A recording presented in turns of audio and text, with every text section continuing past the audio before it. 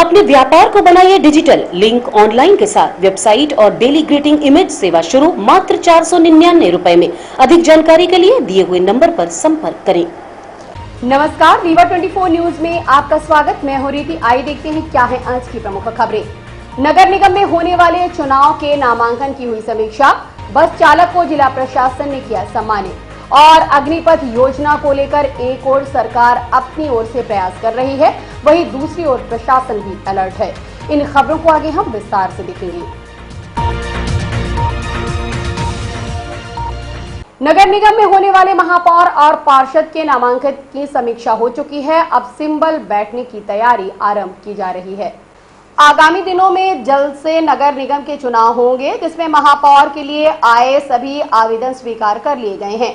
पार्षदों के भी आवेदनों की समीक्षा की गई, जिसमें से कुछ आवेदकों को जाति प्रमाण पत्र और मध्य प्रदेश का स्थायी निवासी होने का प्रमाण पत्र नहीं लगाया गया था, जिसके लिए उन्हें समय दिया गया है। देखिए, रीवा जिले के नगर निगम के अंतर्गत आज फॉर्म्स की स्क्रूटनी की कार्रवाई की गई है। अभी तक हम लोगों के पास 16 महापौर पद के फॉर्म आए थे। अभ्यर्थी 14 ही हैं। 2 अभ्यर्थियों ने 2 फॉर्म भरे थे, तो उनकी समीक्षा की गई। समीक्षा में उनमें महापौर पद वालों में कोई त्रुटि नहीं पाए जाने से 14 के 14 अभ्यर्थी, और क्योंकि 14 फॉर्म जब स्वीकृत हो जाते हैं तो आयोग का निर्देश है कि 2 उनको पे फिर विचार नहीं करना स्वीकृत होने पर। तो 14 के 14 फॉर्म स्वीकृत हो गए हैं। और इसी तरह से विभिन्न अन्य वार्डों की कार्यवाही इसमें की गई है। प्रयास यही रखा गया है, जो आयोग का निर्देश है, कि छोटे मोटे कारणों से या अनावश्यक वजहों से किसी का नाम निर्देशन निरस्त ना हो। लेकिन 2-3 नाम निर्देशन पत्र ऐसे हैं जिनमें कि जाति प्रमाण पत्र उचित रूप से संलग्न नहीं है या किसी अन्य राज्य का, और आयोग का यह निर्देश है कि मध्य प्रदेश का ही अनुसूचित जाति जनजाति या अन्य पिछड़ा वर्ग का सदस्य उसको होना चाहिए। तो ऐसे कुछ लोगों को समय दिया गया है, आज का समय दिया गया है। यदि वो समय से अपना जाति प्रमाण पत्र उपलब्ध करा देते हैं तो उनके फॉर्म भी हम लोग स्वीकृत कर लेंगे। अभी ऐसे 3-4 फॉर्म विचारण में हैं। बाकी से सभी लोगों का पॉजिटिवली स्वीकृत हुआ है पर्चा, और अधिकतम उम्मीदवार जिन्होंने कि फॉर्म भरा था वो सभी निर्वाचन। वार्ड क्रमांक 45 की समीक्षा मेरे ख्याल से अभी जारी है। हम लोग जब 45 वार्डों में कैंडिडेट्स की सूची में आप लोगों को उपलब्ध करा देता हूँ। बिल्कुल नंबर में मेरे को वो नहीं है, लेकिन मैं आपको सूची उसकी दे दे। बस चालक को जिला प्रशासन ने किया सम्मानित। गत दिनों मोहनिया घाटी में एक बस पलट गई थी, इसलिए चालक ने अपनी सूझबूझ से बस को कंट्रोल में किया और 50 सवारियों को बचा लिया। बस ड्राइवर की त्वरित निर्णय से 50 परिवार आज सुखी हैं और उसे दुआएं दे रहे हैं। ऐसे में जिला प्रशासन ने भी एक कदम आगे बढ़ाया और आज कलेक्टर रीवा मनोज पुष्प ने उन्हें प्रशस्ति पत्र देकर सम्मानित किया। आपको पता है, कल जैसे मोहनिया घाटी में एक बस दुर्घटनाग्रस्त हो गई थी। उसका स्टीयरिंग फेल हो गया था और घाटी में वो गिर सकती थी, लेकिन ड्राइवर ने बहुत ही अपनी क्षमता का भी परिचय दिया और साहस का भी परिचय दिया। उसने आखिरी समय तक बस को छोड़ा नहीं और ब्रेक लगा के और किसी तरीके से बस को रोक लिया। अगर 2-3 फीट भी और ज़्यादा आगे बस चली जाती तो बस दुर्घटनाग्रस्त हो सकती थी। सामान्यतया ऐसा देखने में आया है कि लोग अपनी जान बचाने के लिए बस को छोड़ देते हैं और बस से कूद जाते हैं, उसके बाद बस दुर्घटनाग्रस्त हो जाती है। कल इनके इस व्यवहार के कारण बस दुर्घटना होने से बच गई और 50 लोग जो उसमें भर्ती थे उनकी जान भी बच गई और कोई खरोच नहीं आया। ये इसलिए हम लोगों ने आज इन्हें बुला के विशेष तौर पे सम्मानित किया है। अग्निपथ योजना को लेकर एक ओर सरकार अपनी ओर से प्रयास कर रही है, तो वहीं दूसरी ओर प्रशासन भी अलर्ट है। योजना के संबंध में काफी अफवाहें फैल रही हैं, इसको लेकर प्रशासन पूरी तरह से अलर्ट है। इसी संबंध में रीवा कलेक्टर मनोज पुष्प विश्वविद्यालय स्टेडियम पहुंचे और युवाओं से संवाद किया। उन्होंने कहा कि किसी भी तरह की अफवाहों में न आएं और सरकार द्वारा किए जा रहे प्रयासों को समझने का प्रयास करें।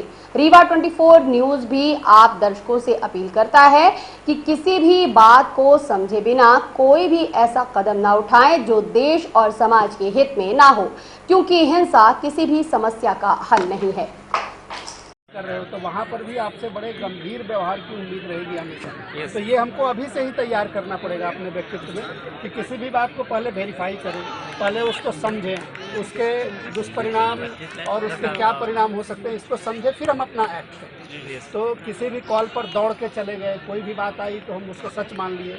सोशल मीडिया, व्हाट्सएप, इन सब की जो हम लोग सुबह के सत्र में भी जैसा आपने देखा था, पहले एसपी साहब भी आए थे और अभी शाम के सत्र में भी हम लोगों ने बच्चों से आके यहाँ मुलाकात की है। जो बच्चे प्रिपरेशन कर रहे हैं उनके साथ हम लोगों ने संवाद भी किया है और बड़े उत्साह से लवरेज हैं बच्चे और पॉजिटिव एटीट्यूड के साथ अपनी तैयारी कर रहे हैं। उनसे हम लोगों ने ये बात कही है कि वो अपना जो तैयारी है उसको मनोयोग से करें और किसी भी तरह के बहकावे में या किसी आधे अधूरे इन्फॉर्मेशन के आधार पर कोई ऐसा कदम न उठाएं जिससे कि उनका खुद का कैरियर आगे बाधित हो।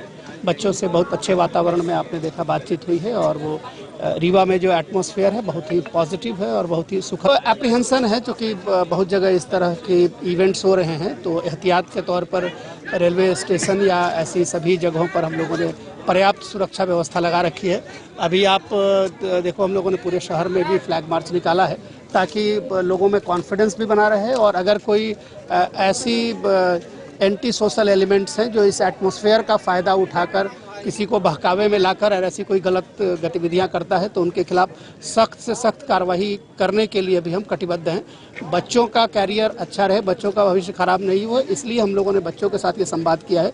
लेकिन किसी भी असामाजिक तत्व या कोई ऐसा व्यक्ति जो इस अपॉर्चुनिटी का लाभ उठाना चाहते हैं उनको हम किसी हालत में नहीं छोड़ेंगे और उनके खिलाफ सख्त कार्रवाई करेंगे।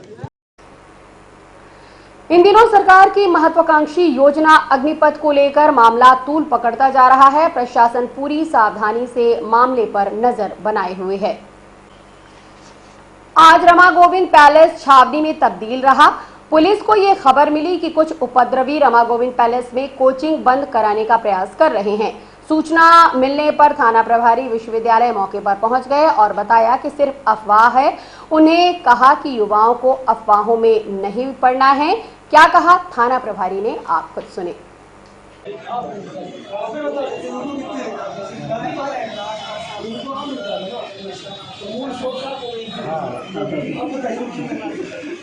हम लोग यहाँ शहर भ्रमण में हैं सुरक्षा व्यवस्था ड्यूटी में, तो उसी के सिलसिले में यहाँ कोई सूचना आई थी कि कुछ लोग कोचिंग बंद कराने के उद्देश्य से 2-3 लोग घूम रहे थे। पर यहाँ के हमने कोचिंग संचालकों से बात की तो ऐसा कुछ नहीं है, बाकायदा सब अच्छे से क्लासेस चल रही हैं और सब लोग। सूचना देने वाले कौन थे या अचानक ये पुलिस छावनी में तब्दील हो? नहीं, वो PSS एकेडमी के वहाँ कोई ऊपर हैं प्यून रहते हैं, तो उन्हें कुछ नीचे से साउंड हुआ था कि कोई बोले, आवाज़ लगाया कि कोचिंग बंद करो, पर ऊपर जाके हमें पता लगा तो क्लासेस सब चल रही थी। भ्रम की स्थिति नहीं फैली हुई है कोचिंग? हाँ, भ्रम की स्थिति की आवश्यकता नहीं है और सारा शहर में हमारे एसपी साहब के निर्देशन में पुलिस चप्पे चप्पे पर तैनात है और सब लोग को सुरक्षा का एहसास रहे, इसीलिए हम लोग सतत भ्रमण कर रहे हैं। कुछ कोचिंग संचालकों ने अपने सेंटर भी बंद कर लिए? नहीं, ऐसा कुछ नहीं। हमने तो तमाम लोगों से मैं यहाँ मिला हूँ और जब इनका ऑफ टाइम हो गया, क्लासेस ऑफ हो गई, तो इसलिए बंद किए होंगे, बाकी ऐसा कोई मिला नहीं मुझे। गांव के ही सरंगों ने दूध वाले को पीटा, पीड़ित ने लगाया चुनावी रंजिश का आरोप। गांव के ही सरहंगों ने दूध वाले को पीटा। थाना चरहटा क्षेत्र बाईपास के समीप ग्राम बनकुइया सकरवट निवासी वाल्मीकि यादव के साथ 3 लोगों ने मिलकर जमकर मारपीट की, जिससे युवक गंभीर रूप से घायल हो गया। थाने में रिपोर्ट दर्ज करा दी गई है। परिजनों ने बताया कि पूर्व में आरोपियों के खिलाफ मारपीट, अवैध शराब के मामले दर्ज हैं। अरे घर से दूर लेके चले आते रहे, बाईपास में रहने, जैसे 3 ठड़े रहे, तीनों अंकुश तिवारी, अर्पित गौतम, सुखेन पांडे। हम सोचन के गाँव के यहाँ ठड़े हुए का हो, जैसे बगल में यहाँ तो पीछे से पीटे लागे, गिरी गए गाड़ी सहित, दूध सहित गिरी गया, लुटा मार। किस लिए मारे हैं बताएं? कुछ नहीं, विवाद हमारा रहा यार, ये गांव पड़ोसी के राजनीतिक विवाद रही हो जो तो बहुत।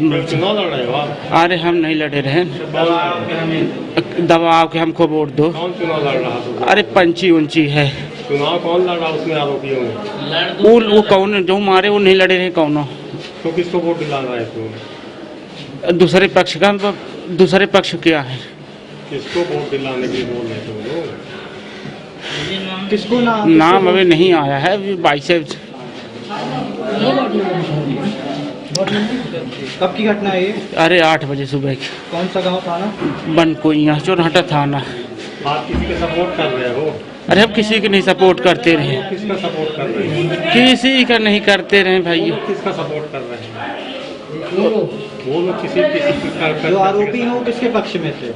अरे वो दूसरे पक्ष में रहे, हम दूसरे पक्ष में, वो नाम अभी जर्द नहीं रहा ना उसी पक्ष के, ना हमारे पक्ष के होगा। अभी ऐसे रहे न सारे, ना एक करोड़ वोट मांगे आए, ना कुछ मांगे आए। और तो कोई विवाद नहीं था? आओ कुछ विवाद है, हम केहू से नहीं कही कब हम विवाद। बताइए चाचा, क्या नाम है, ये क्या घटना हो गई है? ये वाल्मीकि दूध लेके आता था, हम भी लेके आए।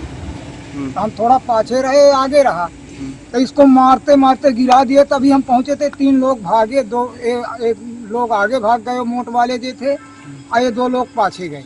हमारे गाड़ी खराब करा, इसको डंडा लाठी पत्थरा दई मारा रहे हैं, पैर भी टूट गए। काहे के लिए मारपीट किए हैं? क्या हम क्या जाने लाला, हम तो कुछ नहीं जानते किस लिए किए। जो मारपीट किए हैं उनसे पहचानते हैं हम उनको? जो मारपीट किए हाँ, हम पहचानते हैं? उनको पहचानते हैं, हम आँख से दिखे हैं उनको। कौन लोग हैं वो? वो उधर बैठे हैं। नाम हम कुछ मालूम है उनका? नाम अंकित, अर्पित मिश्रा है, लवकुश तिवारी है, अंकुश तिवारी है, सुखेंद्र पांडे। ये तो कहाँ के हैं? ये बनकुइया की। ये घटना कहाँ पे हुई है मारपीट की? गाई पास मिलवा में अकाल रात के इनका गेरे रहे और बैठ रहे दुकान में। और हम मिलते एक छोटी सी ब्रेक के बाद। हड्डी जोड़ एवं रीढ़ रोग तथा स्त्री रोग एवं प्रसूति रोग का इलाज एक ही छत के नीचे। विघ्नहर्ता hospital and trauma centre, hotel landmark के पास, रतहरा, रीवा। डॉक्टर संतोष सोनी, पूर्व चिकित्सक, बॉम्बे हॉस्पिटल, मुंबई। हड्डी जोड़ एवं रीढ़ रोग विशेषज्ञ, छोटे चीरे एवं दूरबीन विधि द्वारा हाथ तथा पैर की हड्डियों का ऑपरेशन। गठियाबात, जटिल एवं बिगड़े हुए फ्रैक्चर का बेहतर इलाज करते हैं डॉक्टर संतोष सोनी। विघ्नहर्ता हॉस्पिटल ट्रामा सेंटर में ही स्त्री एवं प्रसूत रोग विशेषज्ञ डॉक्टर शैलजा सोनी भी उपलब्ध हैं, जिनकी देखरेख में नॉर्मल डिलीवरी, सिजेरियन ऑपरेशन एवं बच्चेदानी से संबंधित ऑपरेशन की बेहतर सुविधा। संतानहीन दंपत्ति तत्काल संपर्क करें।